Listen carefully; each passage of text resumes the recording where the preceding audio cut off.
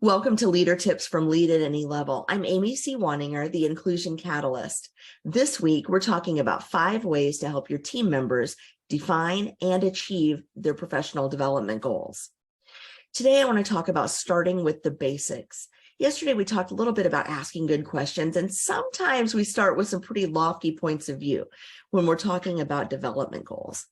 But remember, it's not necessarily realistic for your employees to think about where they'd like to be in 5 or 10 years with the world and the company and technology changing so rapidly. So start with some basics around, do they prefer to be technically competent, or do they prefer to work with people? Do they prefer to lead people or lead work? Would they rather lead teams or lead individuals?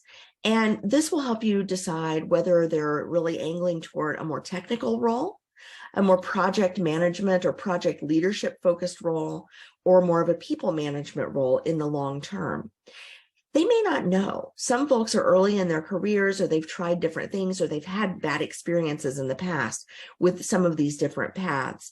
So be sure to let them talk and ask really good follow-up questions, but get down to some basics, like what would they like to learn more of? What would they like to try? If there were no risk involved, what would they try? And see if you can't get down to the heart of what they really would like to do, what they really yearn to be good at, or yearn to try to achieve. And sometimes it might be that your employees just don't know what's possible.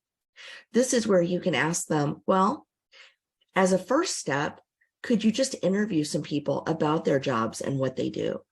And sometimes just that first step of going out and talking to people about what happens in their department or what their responsibilities are with their job title or their, level in management, or even, in terms of the tech stack that they use. What do those responsibilities look like? Because sometimes it's hard for employees, and I've been guilty of this myself, to match my own ambitions with a job title or with a position or with a department.